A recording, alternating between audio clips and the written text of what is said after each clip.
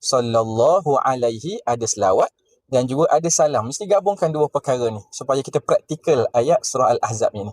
Sallallahu alaihi, semoga Allah selawat kepada Nabi, dengan erti kata semoga Allah sentiasa memuji Nabi, wasallam, dan serta Allah sentiasa memberi keberkatan, supaya Allah sentiasa memberi kesejahteraan, keselamatan kepada Nabi sallallahu alaihi wasallam. Jadi kalau kita bincang sedikit kalimah taslim ini, salam ini, inilah tahiyyah. Kita kata salam penghormatan kita. Bila mana kita jumpa sama-sama Muslim, kita akan bagi salam. Apa maksud salam tu?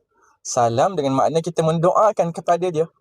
Ada unsur doa, kita doakan Assalamualaikum, supaya Allah sejahterakan kamu, dalam erti kata supaya Allah jauh kamu daripada segala mudarat, Allah jauhkan kamu daripada segala musibah. Itu maksud salam.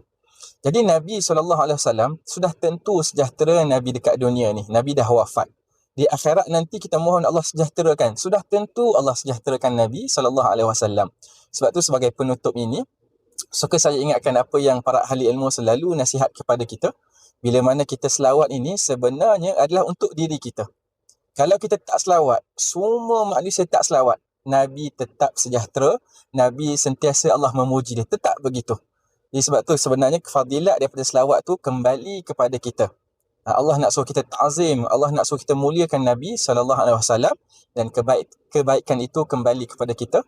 Sebagaimana hadis, barang siapa yang berselawat kepada aku 1 kali, maka Allah akan selawat kepada dia. Allah akan memuji dia 10 kali.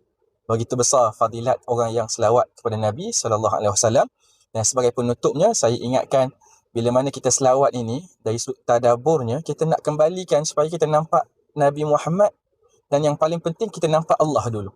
Kerana sebahagian kita bila selawat, dia nampak Nabi saja. Itu betul lah nampak Nabi, sebab apa? Sebab kita doa untuk Nabi.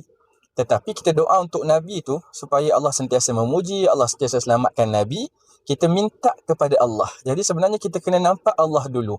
Kita sedang berdoa kepada Allah Ta'ala supaya Allah sentiasa memuji dan juga sejahterakan Nabi SAW. Jadi mudah-mudahan video yang ringkas ini bermanfaat. Kalau ada yang dapat ilmu baru tahu makna selawat, ucapkan Alhamdulillah, dan boleh tolong pakat sebarkan supaya lebih ramai lagi yang akan tahu makna selawat. Wallahu a'lam.